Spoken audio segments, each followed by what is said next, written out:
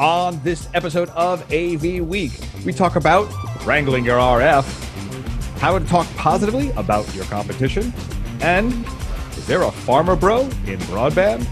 All this and more on AV Week. The network for the AV industry. What are you listening to? This is AV. This is AVNation. This is AVNation. Support for AVNation is brought to you by Extron Electronics and by Draper. This is AV Week, episode 315, Broadband Bro. Hey everybody, and welcome to another edition of AV Week, your source for AV news and information. I'm your host this week, George Tucker. On this, the week of Cedia, yes, it's a residential show, but we should talk a little bit about it. Some of the topics we'll sort of weave into that. It's all a crossover these days, isn't it? To help me with these stories and to join in on the conversation, we have Bill O'Donnell. He is the AV networking engineer for William Paterson University. How are you, sir? I'm doing well, George. How are you doing? All right. We see too much of each other lately. I don't know what that is. It's not a bad thing. No. Did I say it was a bad thing? Sorry. Don't tell anybody. Ah. Also joining us is George Fournier. He is the senior sales engineer for FSR. How are you, sir? Not too bad. Surviving this week so far. Yes, and not to slight anybody else, but good to see you. Same. And of course, also joining us is the one and only Dawn Mead. She is the communication manager for Gable. Yes. Hi, everybody. How you doing? All right, good. So, on this auspicious week, there's been a lot of news about, well, things that are transmitted. It sounds general that we do, right? But this week's story, let's start with one that's really been at the crux of my craw and something actually Mr. O'Donnell and I have been talking about quite a bit. That is the RF issue. From our friends at Pro Sound News, wrangling RF at festivals just got harder. All right, well, this article basically goes over the fact that doing live events has become tighter because of two or three things. To really quickly back up for those who may have not been following the RF issue, something we often call the white space issue is that our frequency sets or the bandwidth that we can use is really, really being reduced, partly because the sell-off of analog channels with the onset of DTV, and they're selling off other frequency sets to, say, sell to Verizon or to T-Mobile or to Google and Microsoft. Therefore, our wireless mic sets are becoming really, really limited. Bill, I'm going to start with you. On a recent recording of EdTech that's probably due to publish, another week or so, you guys talked a lot about the trouble that you're having to put in new RF stuff. Yeah, so as we talked about it on the show, if you haven't seen about this, originally there was the 700 megahertz spectrum that got auctioned off, and that's coming to a head rather shortly. And now there's also the 600 megahertz block. And if you're like me, who's in higher ed, we kind of refresh those things every 5 to 10 years, just depending on the size and scope of stuff. So there's a lot that was going on, and it's one of these things that as you look more in the wireless space and everything, it is something to kind of start considering, because before, a good couple of years back, it was normal for everyone to have you have to have like a Cisco switch guy with you, or at least someone who understands IT. Well, now that you're getting more into this, take a look at places that are like SUNY or CUNY schools in New York City. A place like that, we're going to be renovating this floor and everything. You might want to do a check with the spectrum analyzer to make sure that you're not bumping into, the remains of Lehman Brothers upstairs, and make sure that we're not encroaching. So it's one of those things things like that were kind of discussed, and I think going forward, that's something that's probably going to be a little bit more commonplace. So there's that. What frequency set did you guys finally settle upon? What are you using? Right now, that's always the encroaching word. Right now, we have settled in the 500 megahertz range. When everything, probably when the next push comes along, we'll probably kick over to the 2.4 gigahertz range. And that, once again, is going to be one of those things where, if you're smart enough about stuff, you'll have budgeted for a RF spectrum analyzer. It doesn't have to be a high-end one. I mean, you could do it with, if you want to do the quick and easy one, they usually have an app just for your phone, so you can go around and kind of check and see what channels are being used there. But like I said, right now, it's, at least on our campus, we're sticking with the 500 gigahertz with the eventual plan to jump to 2.4 or even 5. If things get congested, it's a lot easier to jump up to 5. So you're going to go actually with an ISM frequency instead of the proverbial licensed VHF stuff that's out there now? Yeah. Reason being is, I know originally it used to be a lot of folks jumped from one spectrum to the other because there was higher fidelity and things like that. But in our case, it's really more of, okay, the eventual, almost view this kind of like land erosion. It's all right. We're up on this section here. We'll get to higher ground when the swelling comes up. And by that swelling, I mean, the fact that Verizon and T-Mobile are suddenly turning on said wireless spectrum in certain places like Wyoming. And by that, I don't mean, just the general vicinity. I mean the entire state. Well, George, let me put this to you a little bit, actually, because Bill mentioned something about having an RF guy, investing in a spectrum analyzer, an off-air spectrum analyzer, which, we have Wi-Fi spectrum analyzers. We can get ones that are fairly inexpensive, say Wi-Spy, or really impressive, say air magnet kind of stuff. Mm-hmm. But are we at a juncture here where, say 10 years ago, we didn't even think about having an IT guy on staff? We just let the IT department handle it, and it was this sort of thing that we connected to. But now it is the thing we are. Right? Are we at that point, like Bill says, that we're going to need to look at having an RF guy on staff? If not on staff, at least have somebody that you have access to. This has been I've worked with integrators, 4 integrators in the New York City area. So for us, it was always a conversation from way back, even before a lot of these frequencies started disappearing, because you had such saturation. And it was always the first thing we checked when somebody says, you know what, our mics are cutting out this and that. It was like, you know what, even before we checked batteries, it was, let's start running the rooms, because 9 times out of 10, we were running into bouncing frequencies as opposed to batteries dying in the handhelds. So really if you don't have someone who has that knowledge on staff, get it.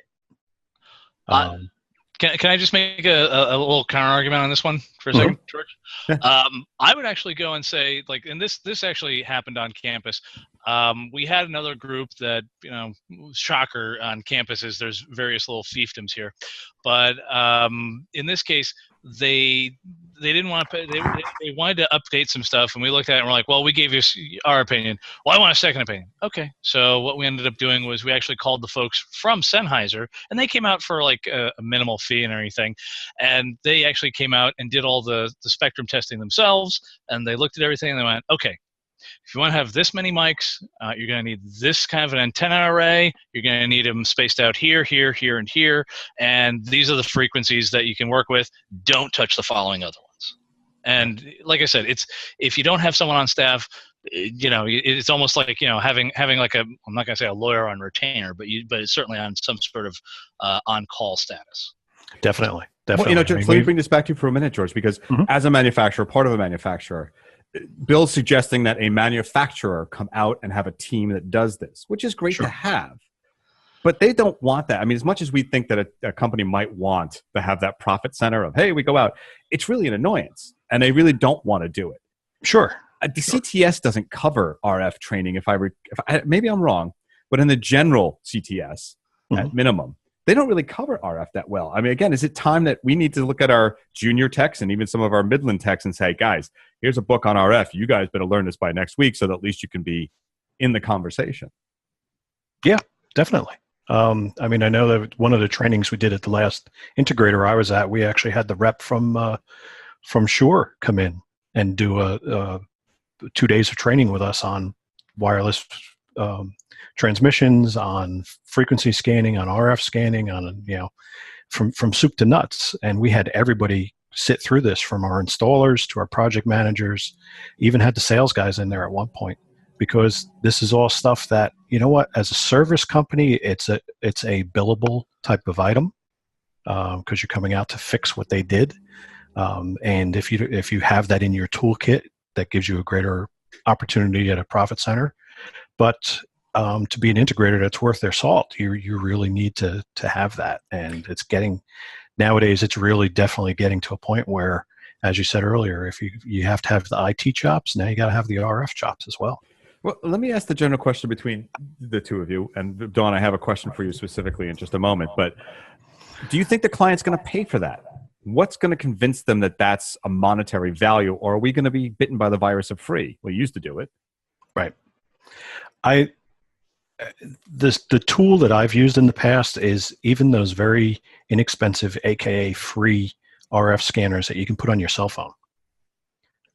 While you're sitting and talking to the client, you open that up and you just show them what's in their office alone. And sometimes they go, that if you word that properly, you can bring that back to them to say, hey, you know what, this is what we're dealing with, and we want to make sure that we're giving you the best solution that you need for your situation. And the best way we can do that is we have to do a scan, we have to do this, we have to do that, and we will occasionally come back under our service contract and rescan occasionally to make sure nothing's changed over the year, and you can approach it that way. If you just start listing it as a line item, that's going to be the first thing they cut. Yeah. Well, I kind of like the idea. Here's my phone. Well, it's a small app, but it shows me a little bit. But I see concerns here. If you're willing to pay the money, we can really suss it out. And I can see that happening. Although, yeah. So, Dawn, not to ignore you in this conversation, but I have a couple of questions for you. Based on partly your past in government work, doing all the government AV shows, we know two things. Government generally, or at least the military, hates RF because it's easily intercepted, right? They're an IR. And second, what is it going to take for, say, government guys to understand that this is a problem? Is it their mics cutting out on the floor? Or will they have, like they have health insurance, their own special brand of it, though it doesn't touch them? Ooh. I mean, it's one of those things. It's going to be hard to convince government, especially now that we're 10 years on in this process, at least, possibly longer in the process. The ones that you need to convince, government turns over, each administration brings in their heads of the FCC and there's a lot of turnover in that regard. And even if we convince them, there's a whole matter of, are they going to stay convinced in the next administration? Are they going to stay convinced in the next iteration? I think it's one of those things at this point, the government found a cash cow by selling off this spectrum. The big telecom companies and the white space device providers, they all found a cash cow in being able to take the space and make new products there and sell them. And everybody's thinking about the bottom line, and they're not realizing the impact of what they're doing. I've blogged on and off about this topic. If you dig back through some of the AVNation archives and even, God forbid, the avdawn.com archives, there are lots of blogs talking about the white space issue dating back to 2009 when I started that blog. Mm-hmm. We've been talking about this. I think if there are issues happening now, it is a failure. And I'm going to point fingers here. It is a failure on the part of the integrators and the people that are selling the devices. So in some regards, the manufacturers, some of them have done a really great job of getting right on board. These aren't available in these frequencies anymore. They've sold that piece of spectrum. Now that's public safety. You have to not use those mics anymore. They're illegal, yada, yada. They did trade-in programs, buyback programs over the past 10 years. So the manufacturers have done a pretty good job, but they haven't done a universal job. And the integrators have not come back with a universal job of educating the end consumer of the impact of this. People were like, there's no frequency buy. Okay, that means we're going to get cool new toys. That means we're going to get digital TV and we don't have to worry about this analog crap over the air anymore or whatever. Right. Yes, that's true. But you're going to have problems in your boardrooms. You're going to have problems in your theater. You're going to have problems in your stadium. You're going to have problems anywhere that you're using a multitude of microphones on top of each other. The article that brought up this discussion was talking about shows like Coachella and these big music festivals with multiple stages, multiple bands, all of the backup singers and lead singers and in-ear mics and, the whole everything. It's all a fact of education. It's 10 years at least into this process. And if these professional musicians and these professional teams aren't aware that there's an issue at this point, you need to look at the industry, our industry, and say, where did we fail in educating them? Because there shouldn't be a question about our customers being willing to pay for this service. They realize the government did it. It is what it is. Let's mitigate that. Let's figure out how we can educate our consumers. Let's figure out how we can sell our products better, but not even worry about selling our products. Just make sure that they know what they're getting into when they put in microphones. And it's just a massive failure across the board at getting word out. 10 years ago when I said white space issue, people looked at me blankly, even some in the industry, sadly.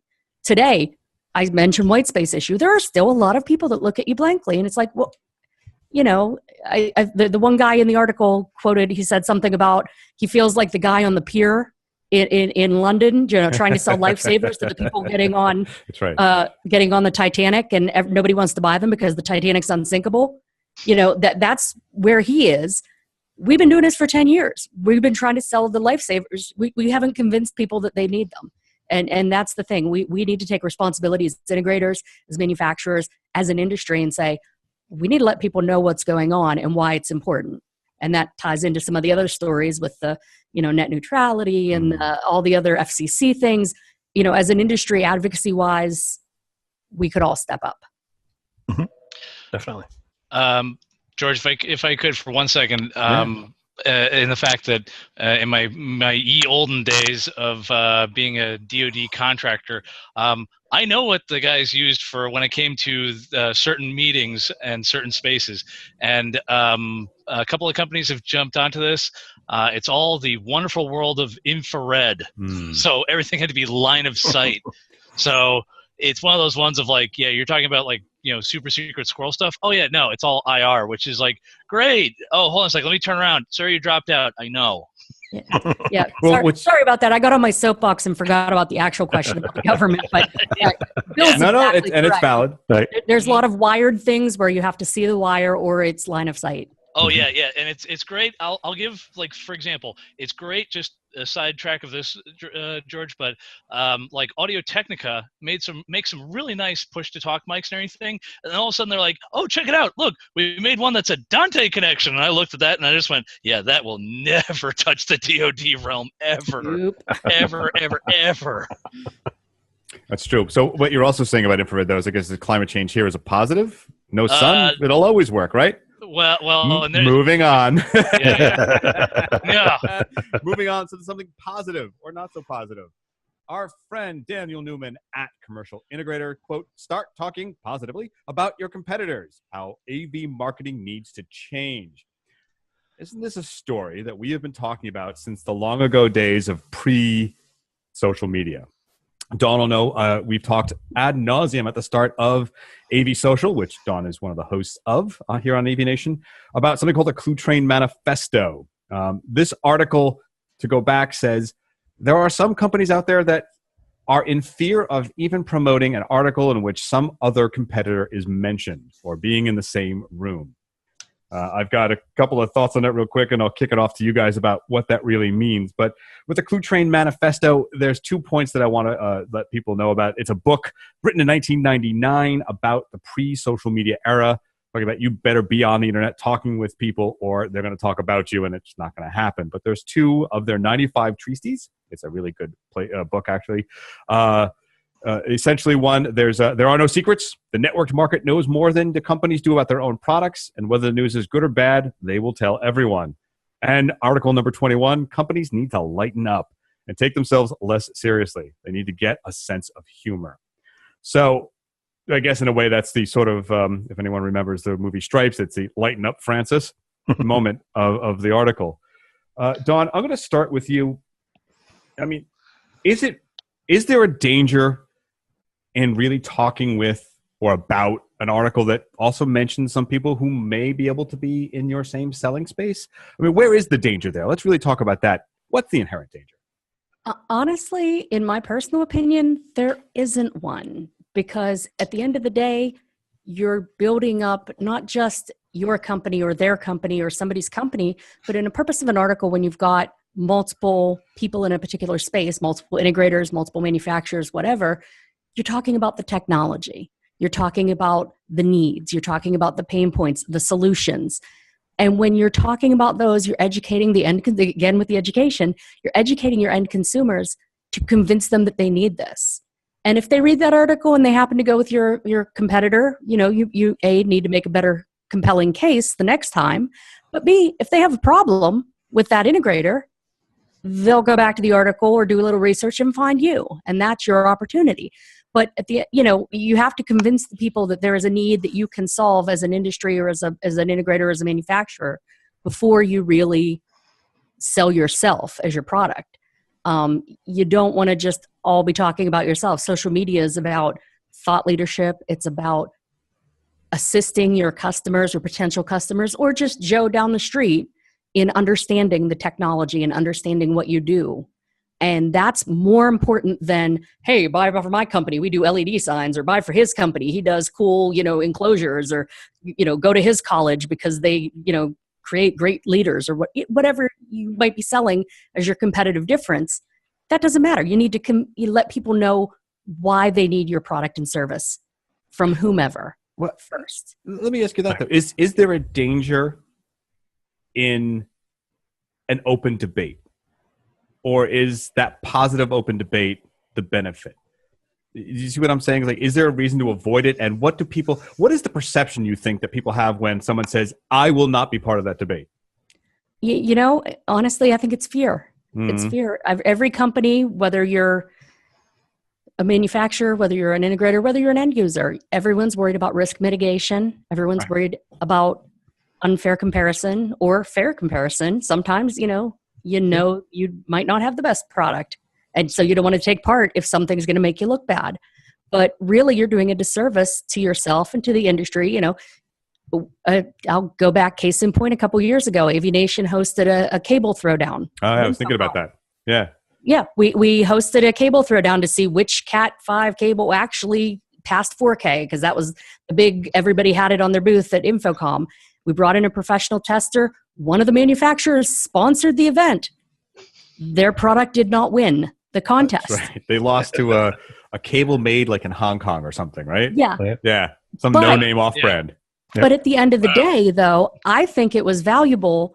I mean, they were hoping, of course, for the big win, knock it out of the park, home run, everyone accolades and flowers.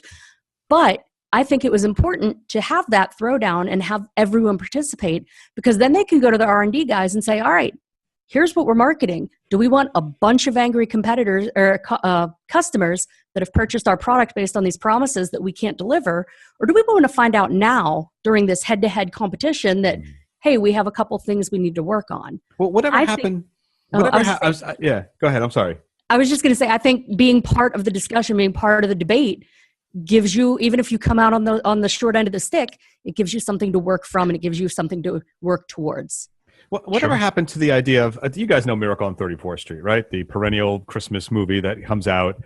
And one of the big scenes is the Santa Claus, which is supposed to be really Santa, tells a client to go to, I don't know, Hoffenpfeffer's down the street because they have the red fire truck. And I call it the red fire truck social syndrome. I'm not saying that other companies should say, don't buy my product, buy the other guys because it solves your problem. But suggesting that there is an open market and ideas to be shared makes people loyal to you. Do they not? Hey, this guy shared this information. It led me to this direction. But I'm going to go back to them because they had the answer. Yeah. Exactly. For many years, I've taught customer service people here and people that I've worked with in other companies is I want to be that first phone call. If somebody calls me to pick my brain and they say, you know what, I'm looking to do this, and I'll sit there and drill down with them, and I'll be like, you know what, FSR doesn't have a product that does that. I do know somebody else that does. Now, am I crazy about sending them down that road? No. But the next time another issue comes up, I'm going to be their first phone call because they know that, even though there was no money in it for me, I still helped them. And I helped build that industry. And this was something that we did on the phones before what we call social media today. So now it's a whole lot easier to do that with Twitter and with other stuff. There's a lot of conversation starters that very quickly, somebody just sends out a tweet and says, "Hey, I need this." And you can direct message them and say, "You know what? I don't have that, but I heard so-and-so has it." You look back and magically that person starts following you.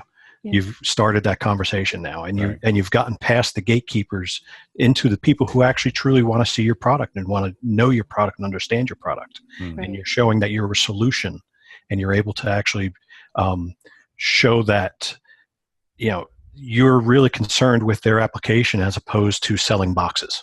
Yeah, pun intended, but just selling gazintas. Right. Yeah, that was something I was going to add. As an integrator, you want to do that because it's the difference. You might lose that sale, but you've ultimately won the war because you have become a trusted resource for that end user, and they will come back to you if they have problems. Somebody else had a lower bid, they have to go with the other guy. There's problems, they're going to come back to the one that they trust, the one that they know. Right. Or a single instance of buying somewhere else, you lost a sale, lose a battle, win the war. Right. That's kind of what it's about. Exactly. And occasionally that happens with, there are people that are afraid to have that conversation or to open up and say, and talk with other manufacturers. I happen to one of the things I enjoy about being an FSR is that we're willing to work with other manufacturers. And some of these guys may actually have products that directly compete with our regular products, but we've done some great projects with Crestron, with SVSI, with AMX, and we have some products that can compete with some of their items. But we put out a brochure on and it has Crestron all over it. People are like, "What are you, insane?" It's like, well, you know what? We move a lot of product, and we get into a lot of people that we wouldn't normally get into that way. Right. And conversely, oh, sorry, Bill. I was just going to say, and conversely, if you talk smack about a competitor all the time and don't participate and play nice with them, at some point down the road, you're going to need to partner with them. Right. You're going to need their help for something, and they're just going to remember you as the guy that was talking smack about them. And no, we're not going to help you. Yep. So, well, isn't that the old football adage? Don't talk smack about the other team in playoffs because it just gives them something to put up on the bulletin board. Yep. Exactly. Well, Phil, you were saying. Yeah, I can actually, if anything, I can actually directly piggyback off this in the fact that a while back, we actually had a little bit of a conundrum of a project, and I've known George for a good number of years here and everything, and I kind of pitched to him the problem that we had. Now was the product, we were trying to get some stuff done. It was with some Crestron equipment, and I'm going, well, yeah, I know it's not your guys' stuff, but can you at least help us out and everything? And they did. And they did a wonderful job, and they got us out of a bit of a jam and everything. And it actually has paid off because we've actually been converting over our stuff, because from an end user perspective, and Dawn hit the nail right on the head with this, it's you want the integrators that will say, what can we do to help? You want the manufacturers that are open to stuff, not, oh, well, you're working with them. Right. It's no, you want folks who play nice with them, because guess what? At the end of the day, the stuff has to, the equipment has to work. The room has to be functional.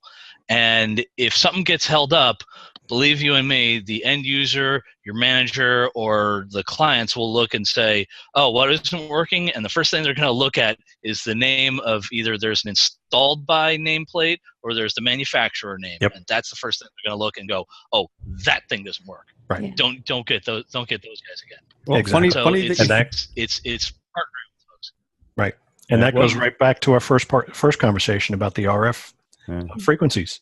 Is any manufacturers that aren't supporting their integrators and supporting those end users that may have that unique situation, they become friends for life if they do that. Right.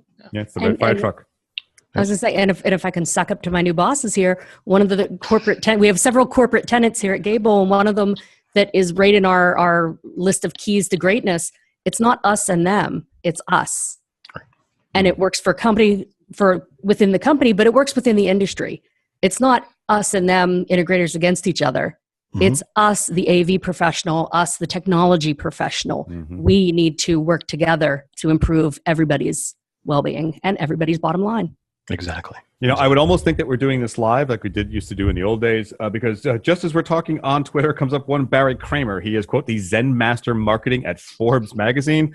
And he just tweeted something from one of his TED Talks, I think it is. It said, quote, it should be called social helping, not social selling. And I think that really does sum that right up. It's right on. Right off That's the pages from the Clue Train Manifesto. Yes, I said it again. Go buy that book.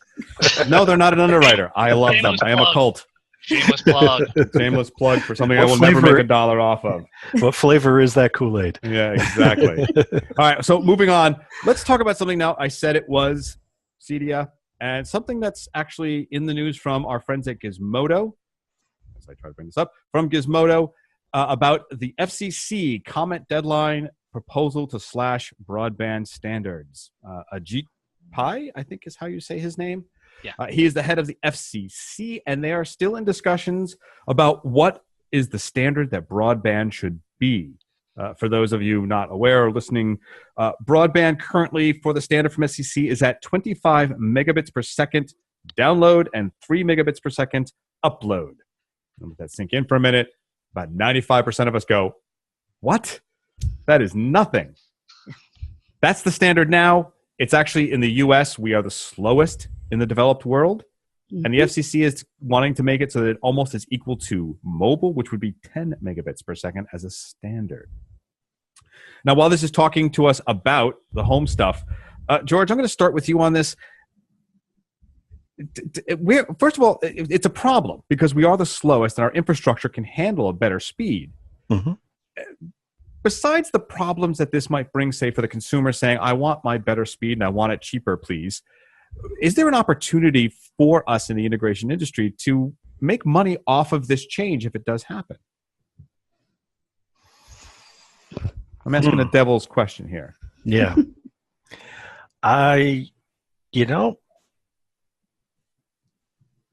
would have to call a friend on that one. Wait, I got an idea. Yeah. We have Bill O'Donnell on the line for George. Yes, go ahead, Bill.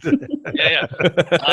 Let's see. I'm going to answer in the form of a question. How much does it cost to buy telephone poles and underground fiber optic lines? Yep. That's where you get into it. You end up helping buying the infrastructure because that's what part of the dig of all this is that. And I get where Pai's kind of going in that he's trying to get this out to the rural America, the last mile, the folks who are out in West Virginia and past Clarksburg, and I've been out there, and it's the boonies.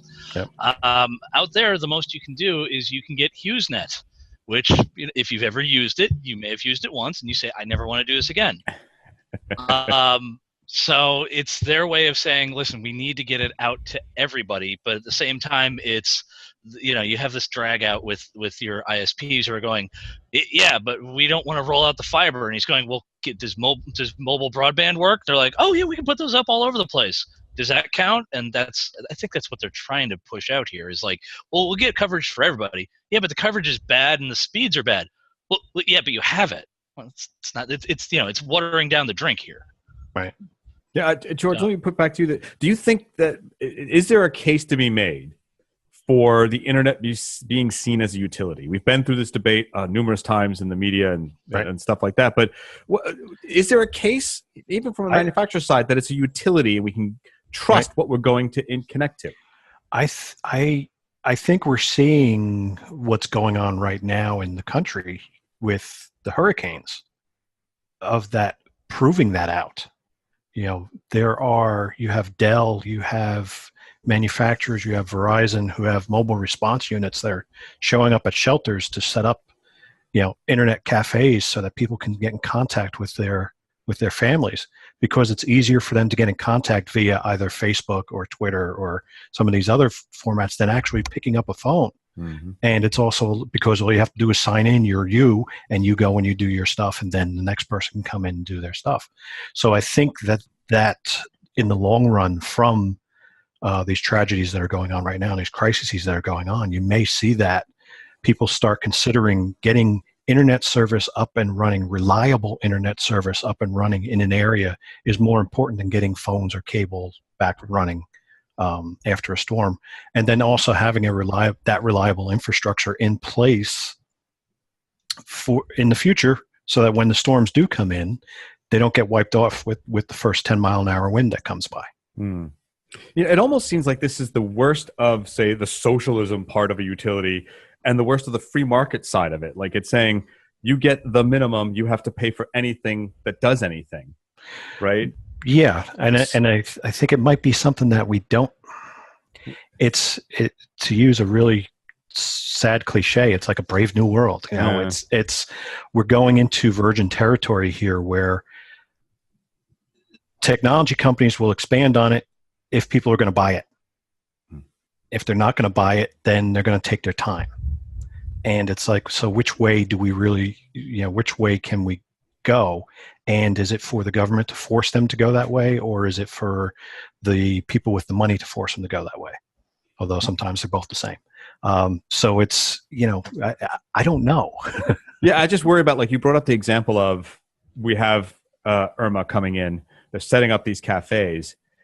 Is there a need for the government? Let's say it goes completely free market. We say this is the baseboard standard, 10 megabits. You have to pay for anything above, which means you just get texting maybe.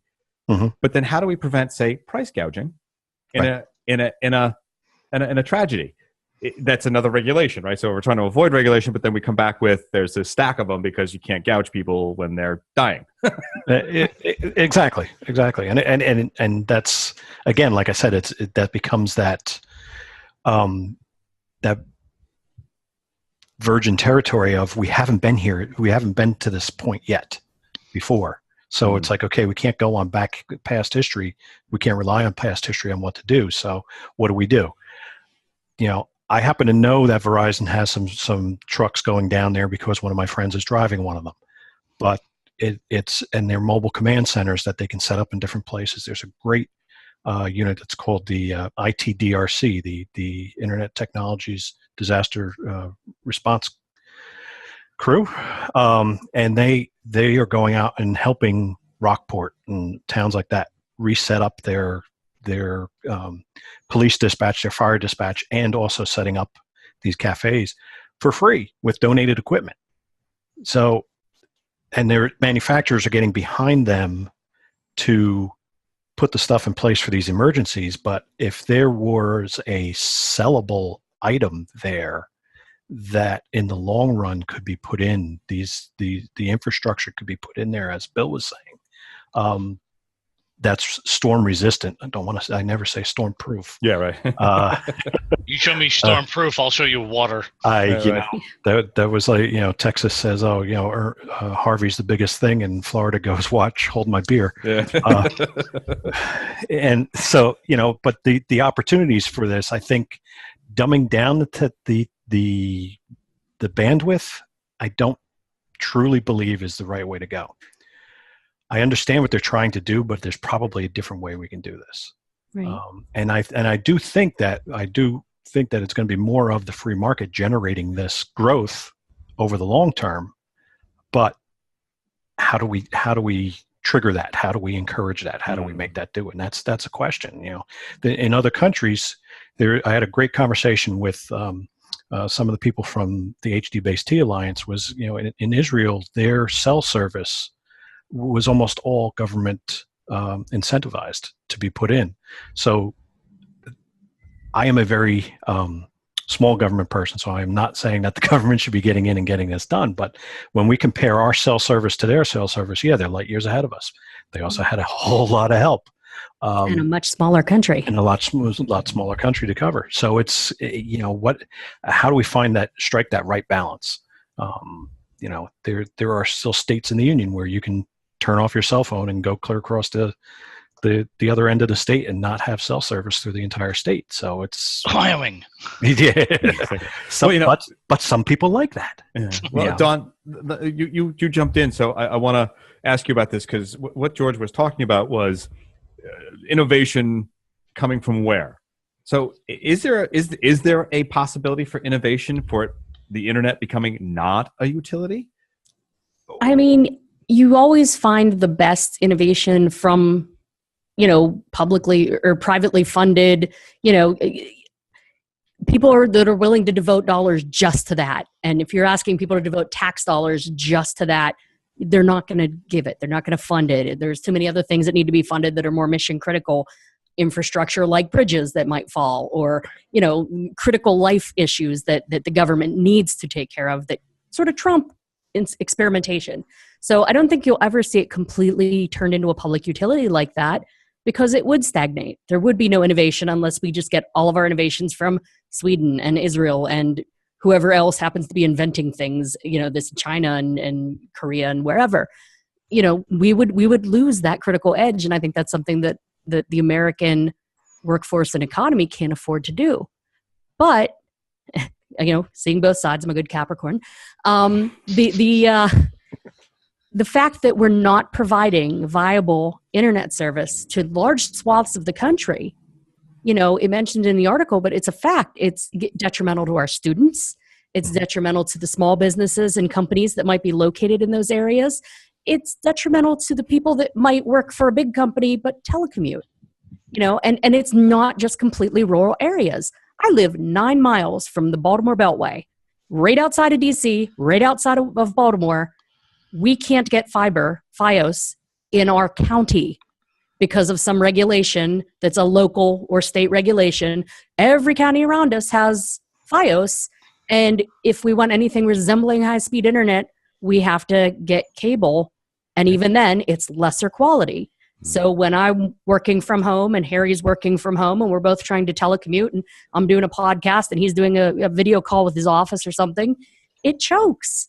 And I know we're not the only people in the world that are telecommuting. And I know that people in rural parts of the country, they're trying to telecommute nowadays. They're, trying to have schools access better resources. Even if they don't have great teachers there, they can't access Harvard's online business library or video classes, those sorts of things. All of these things we use in modern society that we take advantage of are inaccessible to large numbers in our country. Yep. And so, here I am getting on my soapbox again, but if you're watching this, go ahead and take advantage of this FCC extension and let them know that don't lower the bandwidth to mobile levels for the rural broadband, because you're only doing a disservice to the country, to future technology professionals, to future people just in existence. They need to have access to that education. Whether it means making it a utility or not, that's beyond me. Just this is what the issue is right now. Go ahead and comment and let them know that it's just not going to be working. Oh my God. So what you're basically saying is just say no to a farmer bro for broadband, right? Exactly. All right, guys. So I would love to keep this conversation going, and perhaps we will off record, but that's all the time we have today. A great dialogue with all of our guests. First of all, Bill, where can people find you? They can find me on LinkedIn as well as Twitter at the original OD. I'm quite active on there from time to time if the classrooms aren't on fire, like right now. So you can find me that way. All right. And Mr. Fournier, where can people find out more about you, your company? FSR can be found at FSR_INC on Twitter. It's FSRinc.com on the webs. My personal Twitter is at George V. Fournier, because I want to make the simplest, easiest to remember Twitter handle possible. And also during these storms, I'd just like to say real quick is just please, I work with the group that does AV Gives Back. So please follow us at AV Gives Back and use the hashtag AV Gives Back if you need to share any information about the storms, resources, donations, charity, anything that you're doing to help other people. Please keep us in the loop so we can share the information as well. Yeah, no, good work you guys are doing, and that's on Facebook, on Twitter, as well as its own domain, right? Do you repeat the address again, please? Yes, it's at AV Gives Back on Twitter. Hopefully in October we'll be launching the website at try that one more time. avgivesback.org. The kind people at AVNation have donated the domain space and the server for us, and I have some other people that are going to be doing the web layout for me and everything. So we've got some great things going there. But during these storms, we've been trying to share as much information as possible. We actually got sent to Twitter timeout for a week because I wound up copy pasting too many headers within the Twitter as I was doing it. And so they thought it was spam and actually took us out of the filters for a week. But luckily we're back up and running, so we're trying to share as much information as possible. Yeah, stay safe, everyone in Florida, especially. And also, of course, good to see you again, Dawn Mead. Where can people find out about you, about AV Social, and your other writings? Well, first, shameless plug for the new boss. You can find my company on Twitter at Gable Company, and you can find the website gablecompany.com. Even though the name is Gable, it's Gable Company for the URL and the Twitter handle. You can find me on Twitter at AVDawn, and of course, you can find my writings and everything, and all of my AV Social shows here on AVNation.tv, where I'm one of the regulars, one of the gang, and hope to see you. All right, thank you.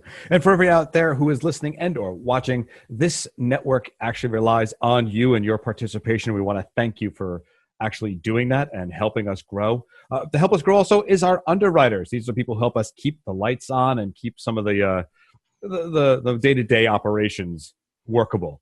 Please go to our underwriters page and check them out. Maybe even say a thank you to them. I'm sure they'd be lovely to hear from you. For me and for the AVNation crew and our underwriters, I want to thank you for watching, and we'll talk to you again very soon.